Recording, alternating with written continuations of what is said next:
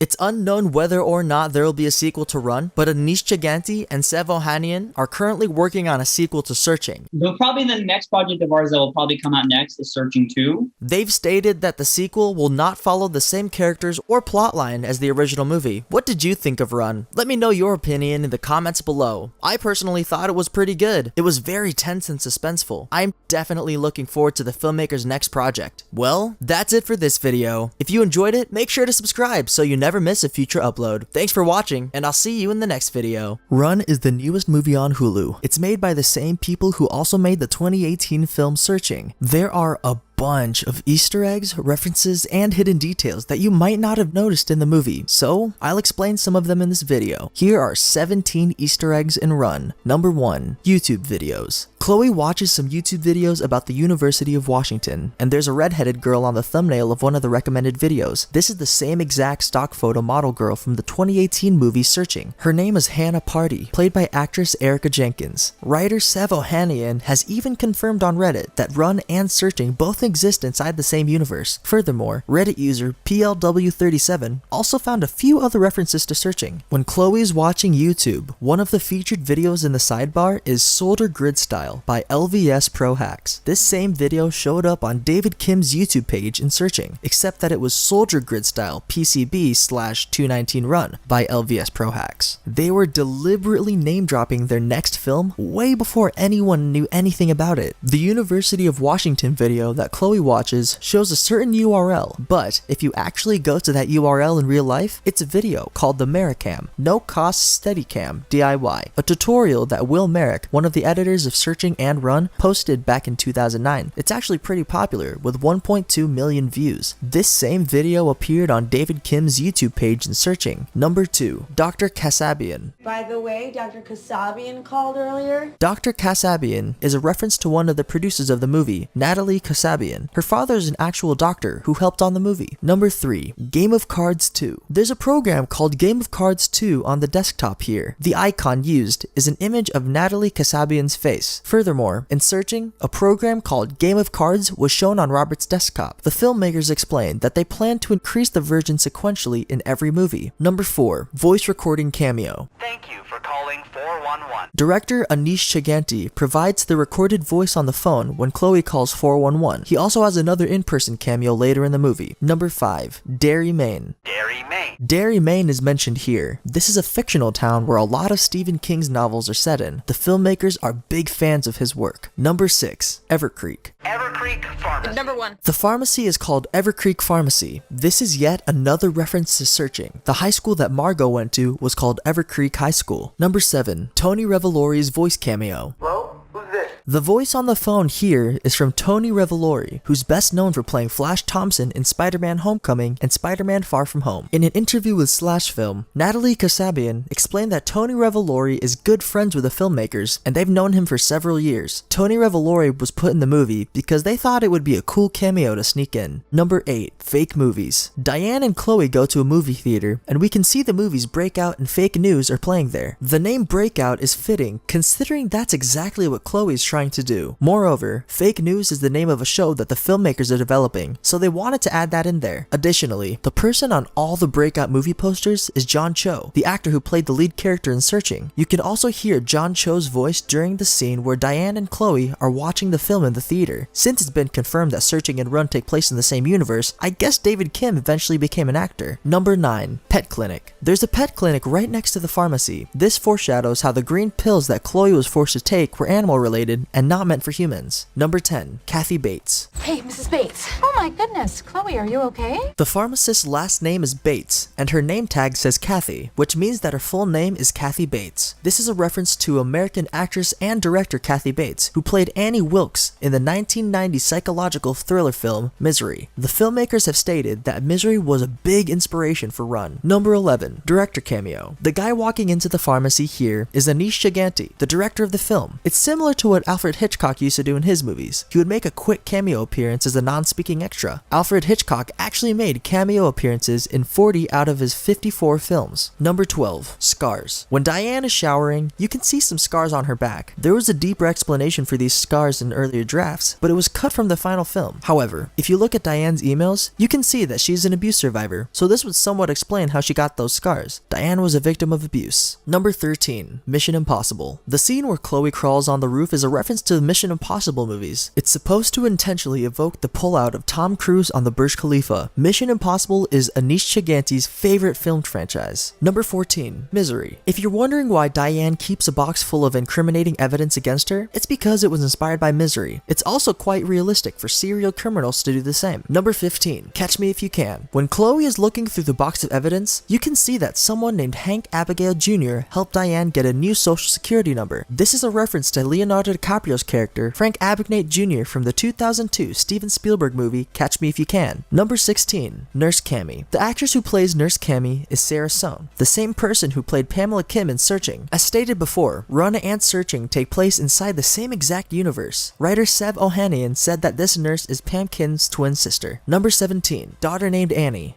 Oh, Annie's learning how to walk too. Chloe mentions that she has a daughter named Annie. This is yet another reference to Misery. Kathy Bates' character was named Annie Wilkes. And those are all the Easter eggs, references, and cameos that I was able to find in Run. Did you notice or discover any more that weren't mentioned in this video? If so, be sure to tell me in the comments below. What did you think of Run? Let me know your opinion. I personally thought it was pretty good. It was very tense and suspenseful. I'm definitely looking forward to the filmmaker's next project. Well, that's it for this video. If you enjoyed it, make sure to subscribe so you never miss a future upload. Thanks for watching, and I'll see you in the next video.